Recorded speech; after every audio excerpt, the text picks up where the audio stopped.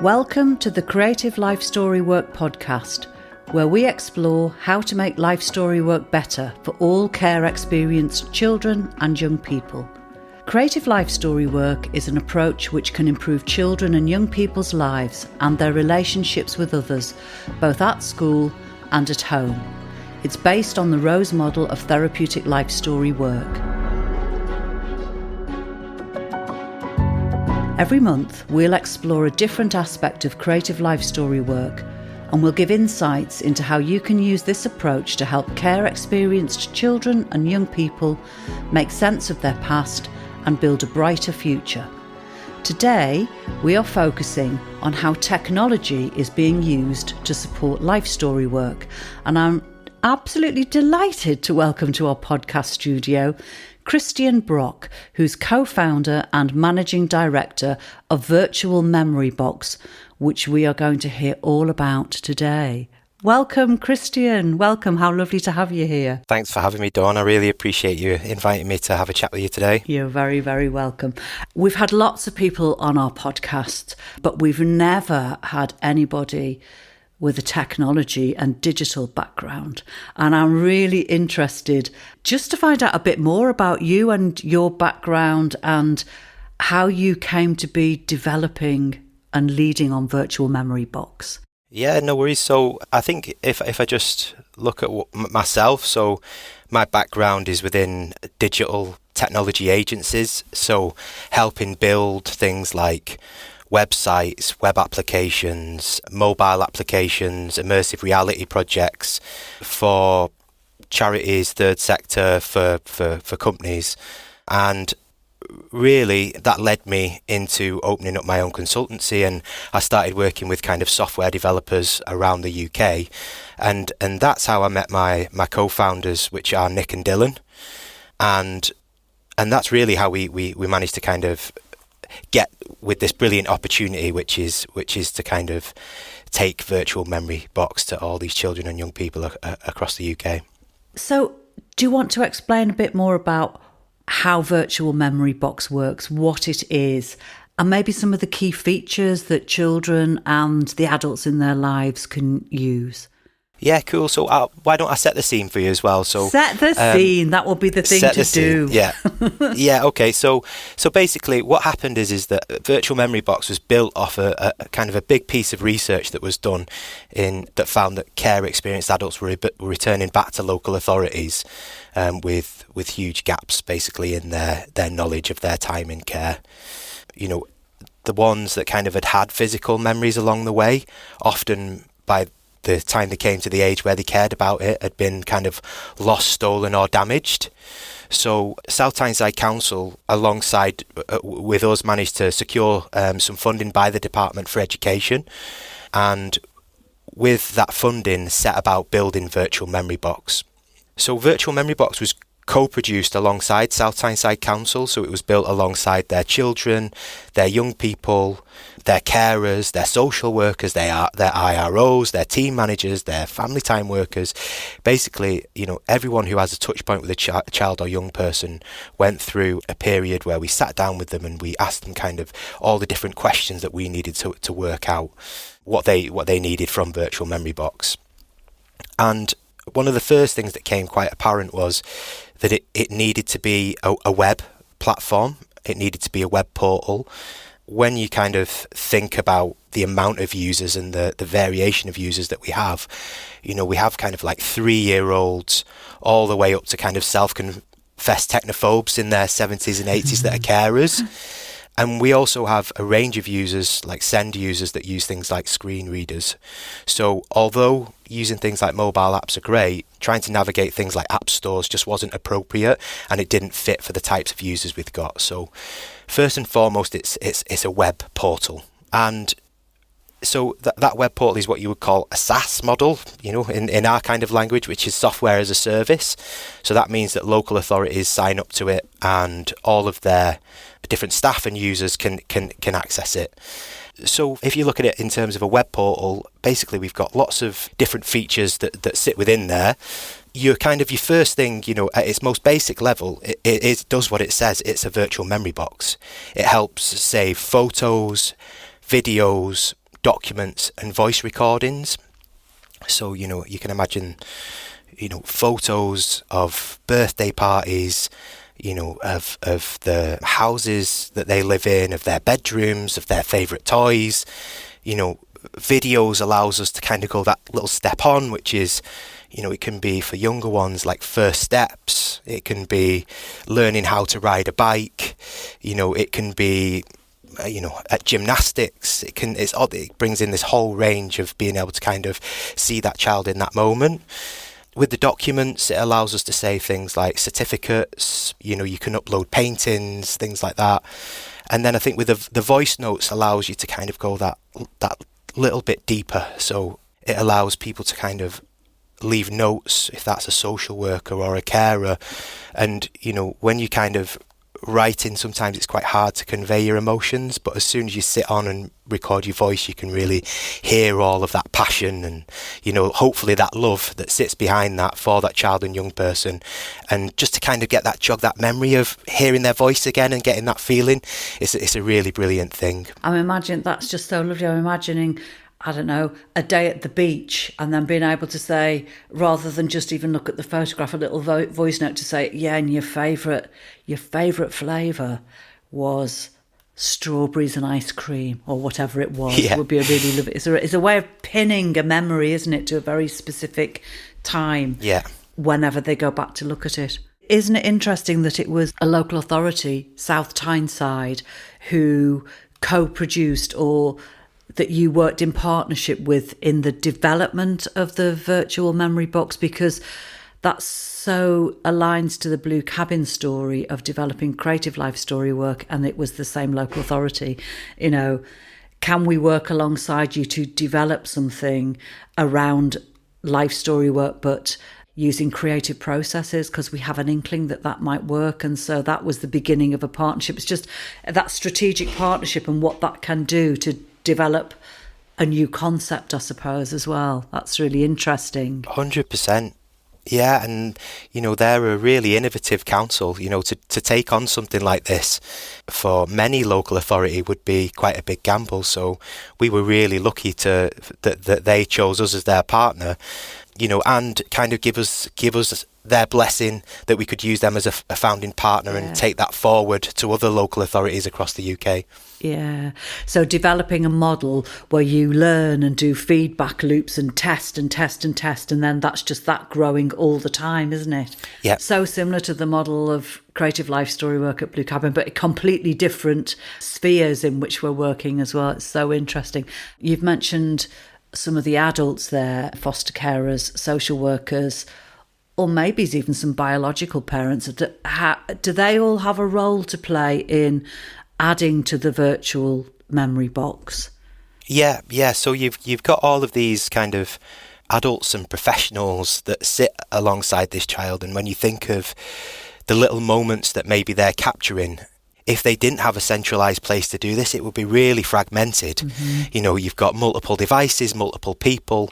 What Virtual Memory Box allows them to do is to access through permissions with the child's memory box. So a supervising social worker, when they're introducing Virtual Memory Box to that child, will sit down alongside them and say, we have 4 permission types that we can give this adult or professional within your Virtual Memory Box. And those permissions are that, firstly, that they could view. Second, they can view and comment. Third, they can view, comment and add. And then fourth, that they can add only. And with this kind of range of permissions, what it allows you to do is have all these different people that maybe play different or, bigger or small parts in this child or young person's life, and they can choose the right permission type. So if we think in terms of just viewing the child's memory box, for an IRO, that might be the most appropriate thing for them. But we also know that it's not a typical thing where we can just assign permissions for roles. Actually, some children and young people have very close working relationships with their IROs, and they might want them to comment on there. If you think in terms of let's say a family time worker, they might be just coming on to the platform just to kind of add content on there, so we can navigate it through there. And with a foster carer, they can have that full suite of being able to view the memories that are on there, comment and upload memories themselves. But then when it comes into birth families, if it's right, what they can do is they may be able to see them other permissions, it might be the right thing for them. But what we could also do is just allow them to contribute, but not be able to kind of see the child's memory box. So, they can kind of backdate what would be family photos, add some kind of story behind it and have a way in which they can upload that to the child's memory box, but not be able to kind of see the child's memory box or any of the comments and things back and forth that are on there. So it's a hugely nuanced application that's mapped against the complexity of relationships that each child might be holding with the different adults in their lives. Yeah, there was a bit of naivety on our side at the start where we tried to kind of look at set permission types for different people, and then we started to realise, well, actually they've got such nuanced relationships, exactly what you said, with all these adults, and this allows them to kind of navigate those in a safe way. And as a child might move to maybe it's a different house that they're living in, or I'm thinking about older young people as they move into their own houses. Are there measures in place so that those memories are still accessible as the child might move or just get older?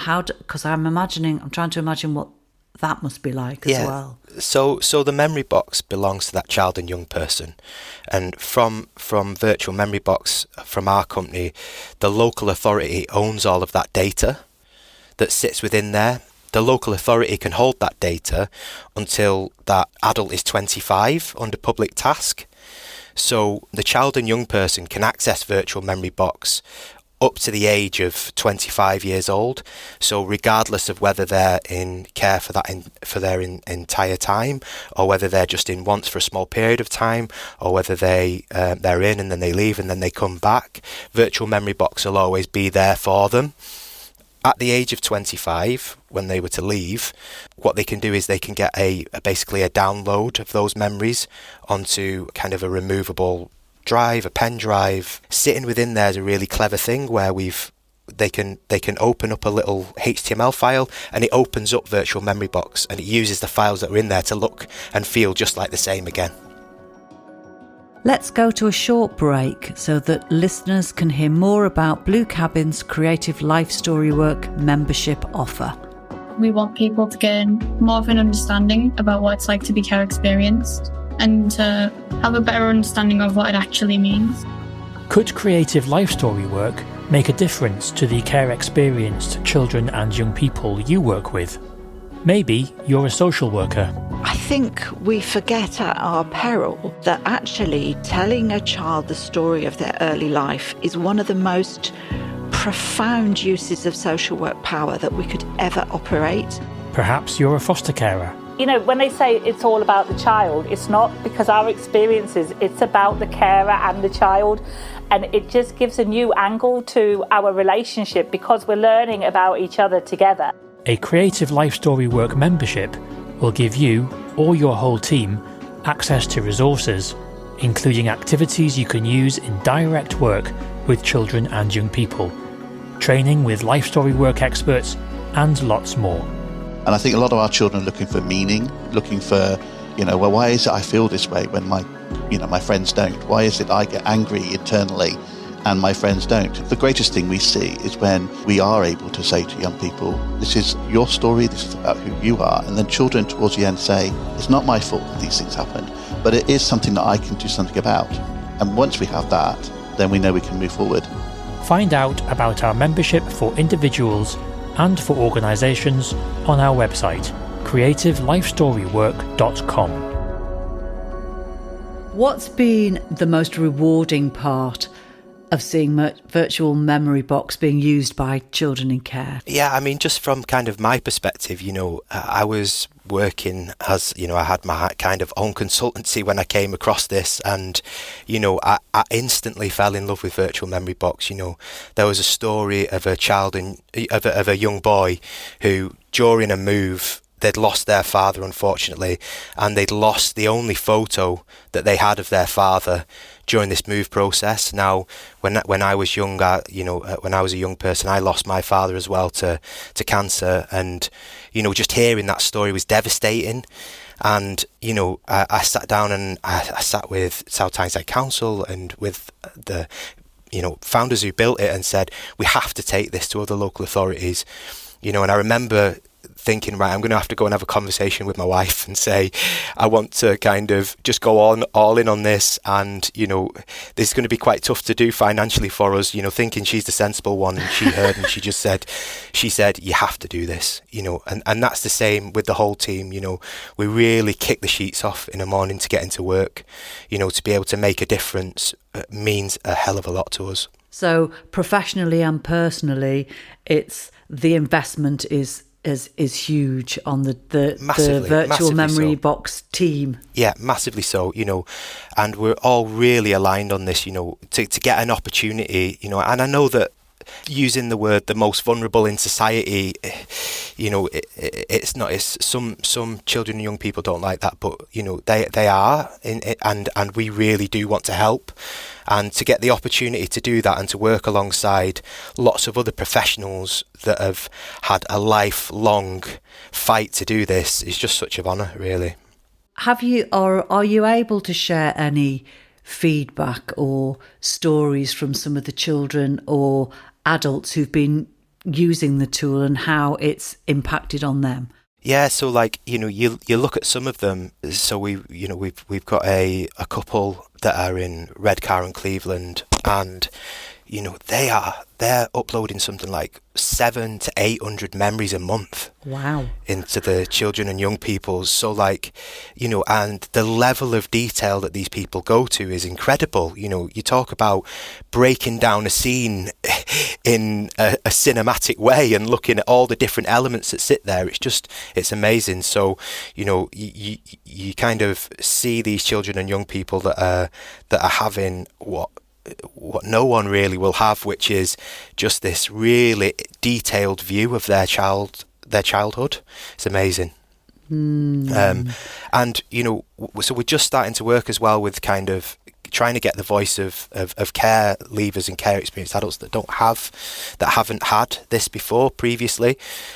So we're working with care leavers that are within central government at the minute. So we're going to be doing kind of a big presentation to them and getting their feedback. But we've been having really positive feedback from ones that say that, they just don't have any of this at the minute. And, it's a travesty really, because, when you think they're in crisis and everyone's just trying to make sure that in that moment they're okay, but no one's thinking of the future. And when the future comes, it's almost too late. And just thinking about the future, I'm just wondering how you see the role of digital and technology evolving in the care system so that children's stories are stored safely, preserved, so that they have access to them as they grow older. Yeah, I think, certainly virtual memory box is playing a big role within that. When you think of, they say digital disruption, of innovation, the child services is absolutely prime for it.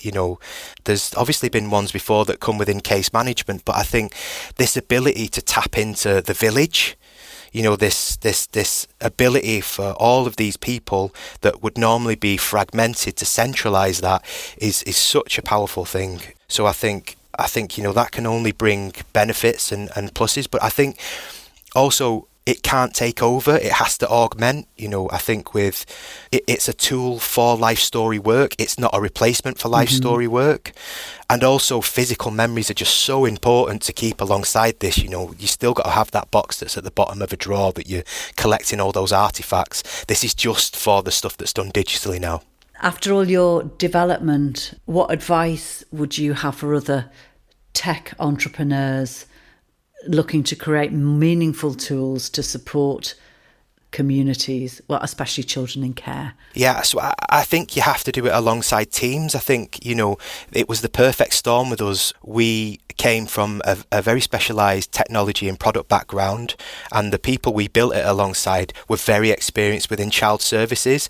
I don't think you can look from the outside looking in and try to work out what the right thing is to innovate with. I think that it has to be a partnership, so co-production is so important.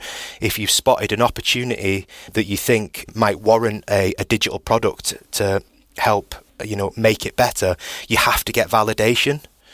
And that means partnering with children's services teams and professionals that know what that is. Yeah, partnering and testing things out and... Yeah, fail forward. Fail forward. I'm writing that down. Yeah. And finally, my last question is for anybody listening, whether they're foster carers, social workers, or just a supporter of a child who might want to have a look at Virtual Memory Box or start to use it. How can they engage with it? Where can they find it? Yeah, so they can have a look on our website, which is virtualmemorybox.org, and they can have a look around the website, see what we're about, see some of the quotes from people who we're working with.